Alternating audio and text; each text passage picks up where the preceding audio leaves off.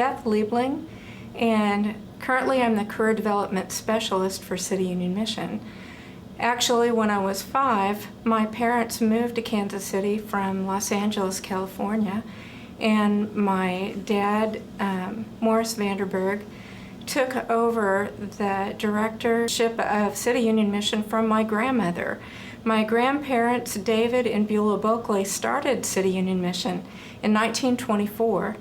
And my first experience that I can remember is being flown here to go to camp in Warsaw, Missouri at 3 years old. A few years ago, City Union Mission decided that we needed to have a full-time position handling the transition between recovery programs and getting back into the community and into jobs and society.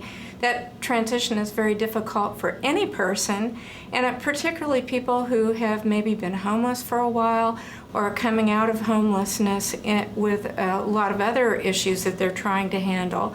And so through a consultant, we began the career development course, part-time in the late 90s and then full-time in the early 21st century. And I got to do that job. And basically it started with 8 workshops, 3 hours per workshop with homework and time with a job coach. And in that time, they discover things like what God has to say about employment. Why do we work? Why should we work? Why should we be responsible for our lives? They learn to do a model application so they can take that with them as they're doing their job search and copy from it, verifying their work history dates. They complete a resume, and for the folks we work with, for many of them, it's a first resume, and it's exciting to them. It's almost like they're seeing a brochure about themselves, and they get very excited to see this beautiful document with their greatest hits on it. And we also help them do an interview script, and through a mock interview, practice that script.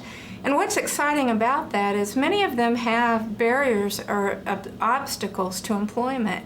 And so one of our courses, we actually deal with how do you talk to a potential employer about things like a criminal background or big gaps in your work history, and how to do that positively, how to hit the negatives and turn it into positive information for that employer. So it's really a delight for myself and my coworker, Steve Saul, to be able to conduct the courses and then meet with these folks one-on-one and look into some of their issues from their past and help them overcome those things. A young man came to us in the last year, and he had a distressing background, more distressing than some that I've worked with. And I just have still, this man will be on my heart. You know, he'd be somebody I'd like to adopt, I guess I would say. But he was abandoned with his younger brother at a very early age. And he doesn't fully know what happened before age 5, but whatever it was very impactful in a distressing way, and it caused aberrant behaviors in him that caused foster parents to pass him on to someone else. So he went from foster home to foster home, finally landed in kind of a boys' home ranch type of thing, where the man there who really loved God and loved the kids became like a surrogate father to him and has actually stayed in touch with him now into his adulthood. But he continued to search to find himself and ended up committing a crime that landed him in 4 years of prison and came to us from there kind of court-ordered. I have not had anyone yet that I've worked with, and I've worked with about 60 folks in the last couple years, who worked so hard to overcome the stigmas and difficulties from his background.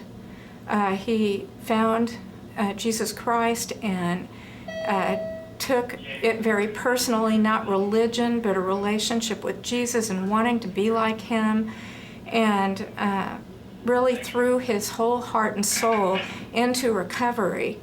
And when he got into career development, he did the same thing. He took everything I handed him and he did double work on it. When he went into the job search, he took a part-time job while he was job searching, and it was hard for him to get a job because of his criminal background, the type of background. But he kept going back and back to employers, hitting them different ways. He learned ways that I never would have thought of and taught me ways to get around some of the systems that were obstacles to him in finding work.